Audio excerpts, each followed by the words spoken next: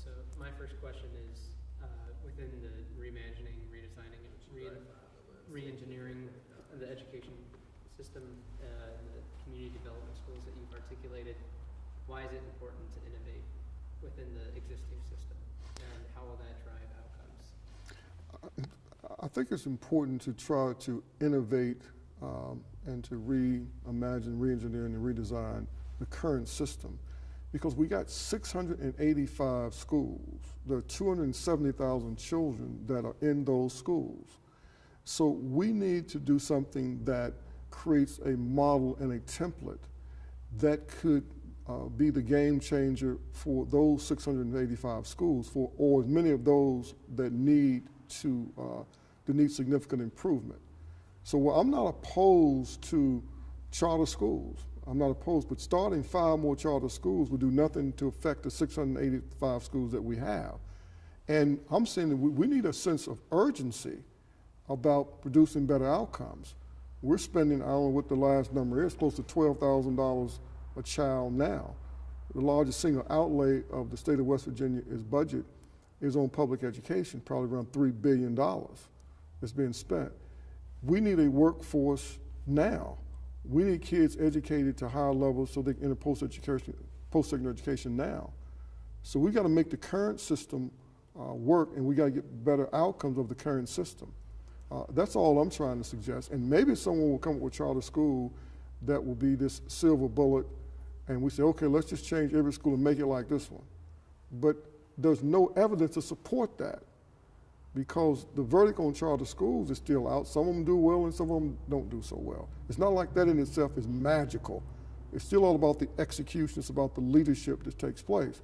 And all I'm suggesting is that I believe that if we have a model that allows flexibility at the local level, a model that empowers a local governing body, a model that gives that principal the authority that he or she needs, that engages parents and engages the entire community, I think that the current system can be changed.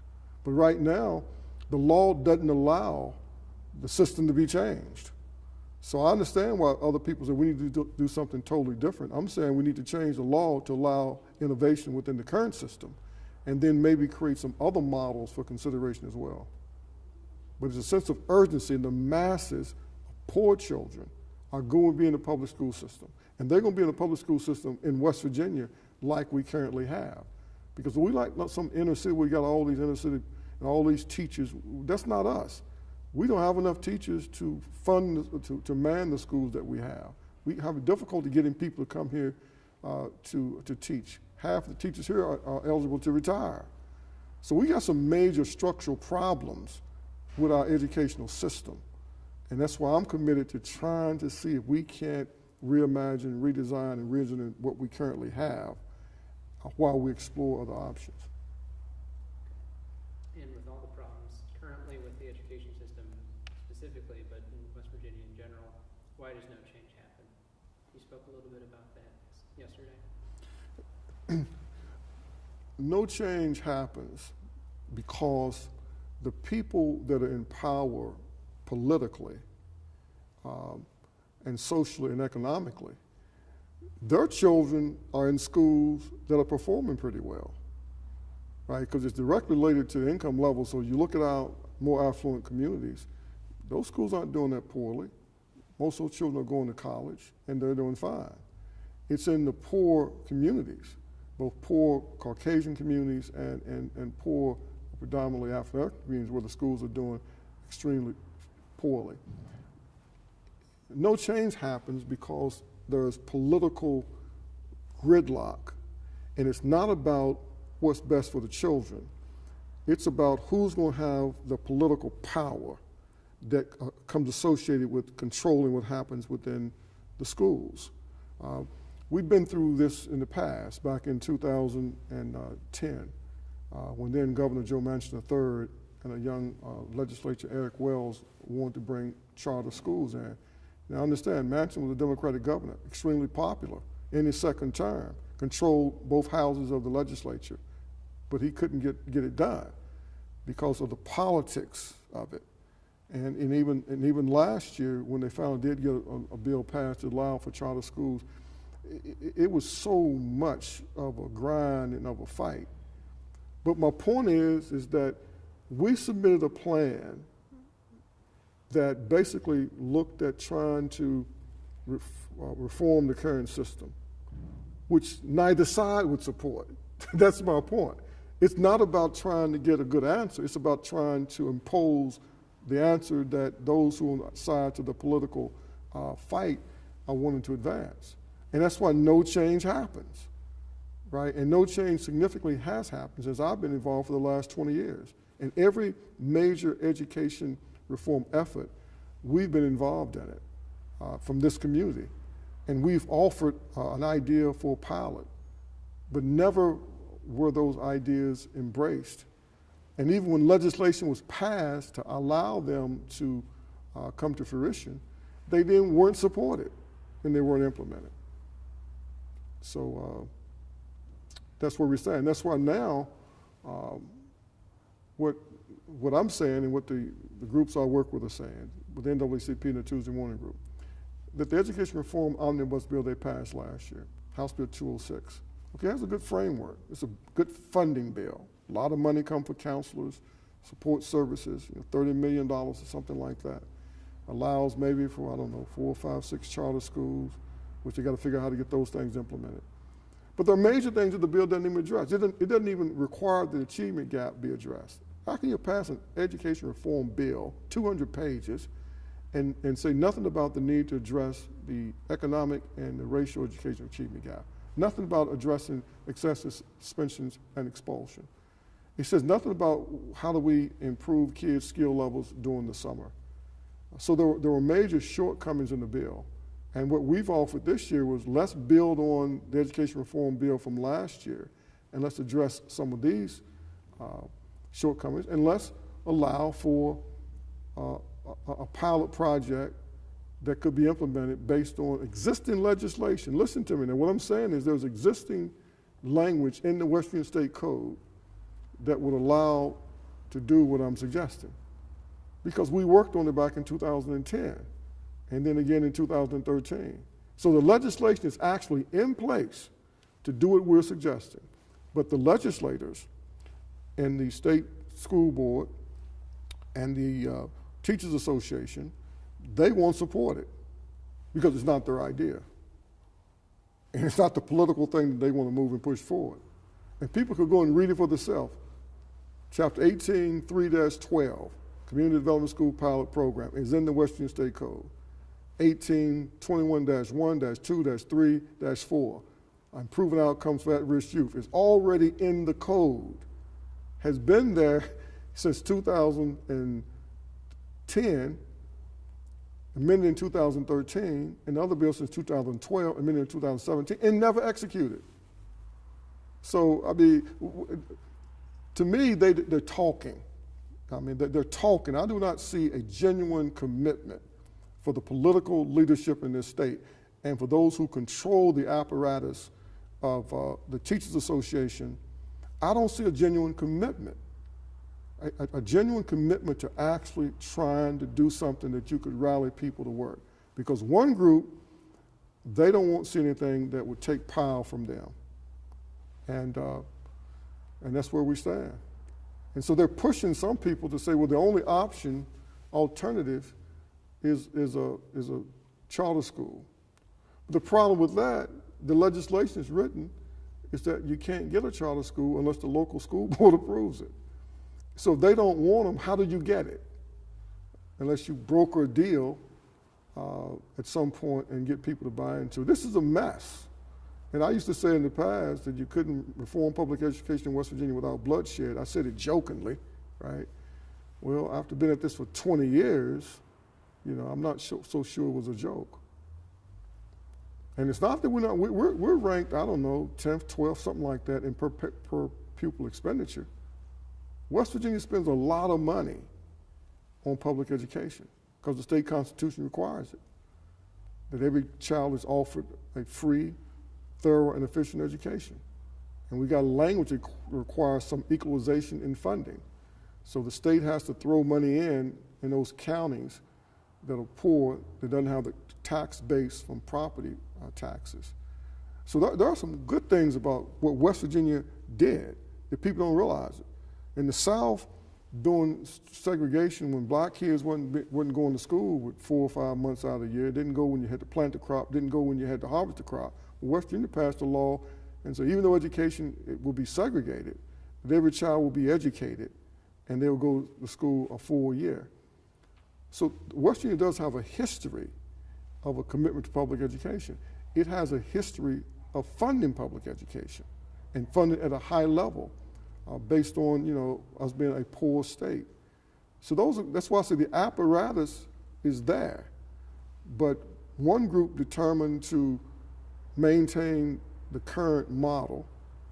Another group determined to try to scrap it and dismantle the current model. And it keeps us almost at a stalemate for getting anything done. I know it's a long answer, but. Yeah, I'm good on the education stuff if you are, Charlie.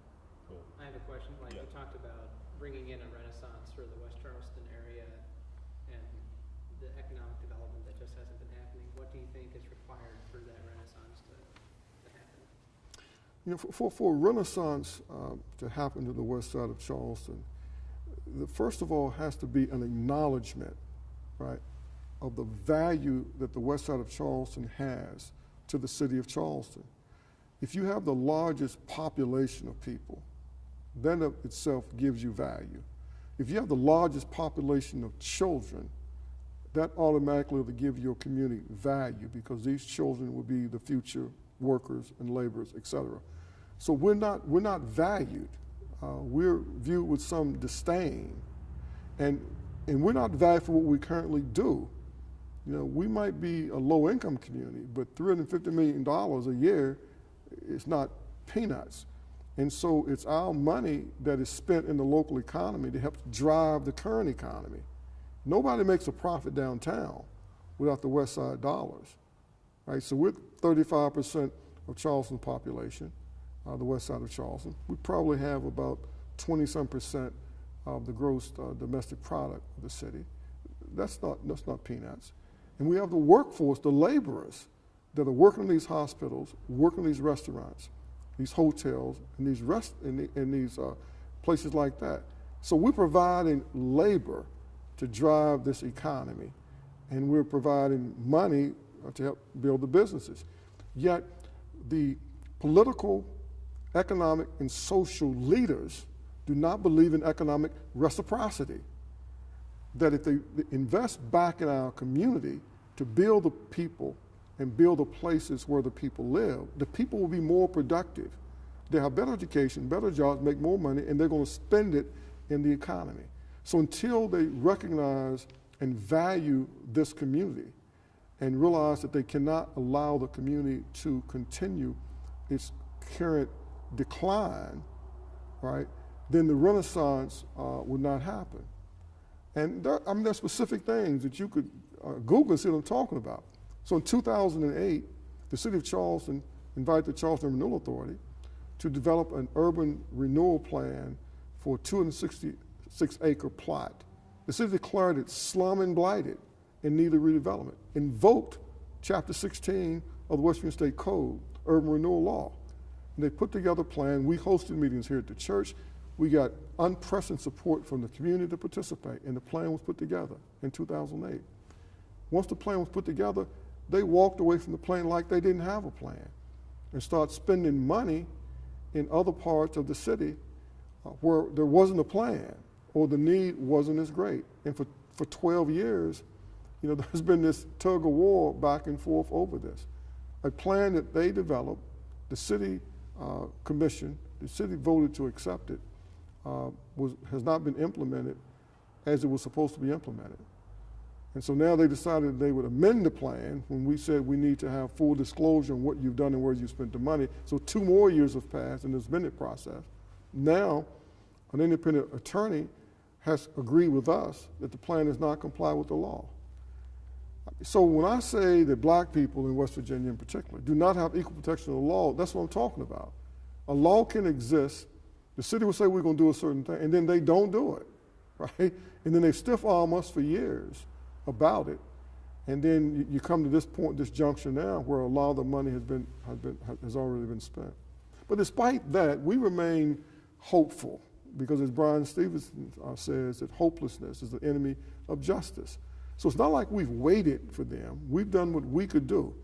We've pulled together our assets, the Charles Merchant Loyalty people in the Tuesday Morning Group. We have developed our own West Side Revive movement, a comprehensive plan to improve community and population health by addressing poverty, substance abuse, and other social determinants of health, like education, like employment, economic development. A couple of nonprofits, we came together, we borrowed money, we raised money. You know, we acquired over 40 pieces of property. We've rehabbed houses to try to increase quality housing. We've used job training programs to try to train some of these young people from the neighborhood how to do construction rehab. So it's not like we're waiting for them to come. Whenever they show up, we got a plan, and we've got some things we're trying to do. But the municipality has to value the people, and it has to value the community. And this community has never been valued. You know, it has been valued from the standpoint of slavery and the discrimination and the disinvestment. It hasn't been valued. And everybody knows it. So it's not like it's a mystery. Everyone knows it. And if you were to go to the Charleston Renewal Authority's website and read the introduction to the Amendment West Side Community Renewal Plan, where they talk about the slavery, they talk about the redlining, they talk about urban renewal plans that discriminate against the community, they talk about all of that in the plan. Yet they put forth a plan that will not address any of that. So that's kind of where we are. But this is West Virginia, right? And that's what I'm trying to, people got to come in and see exactly how West Virginia works. And so here we are in the capital city where there is a population of African Americans, but we cannot get any support, meaningful support, to address any of the problems that's in the community where we live. The last point I'll bring out is this, is that West Virginia has is one of the poorest states. It's also one of the most unhealthy states, right? So recent report by the Robert Woods Johnson Foundation, they produced something called the County Health Survey, where they rank all the counties in terms of health. And we always are ranked in the bottom 10. I think we might be 45th or 48th this year, and we're last in some category. But they also have come up with what they call a life expectancy report. And the west side of Charleston, where the blacks live, has the 27th lowest life expectancy in the United States.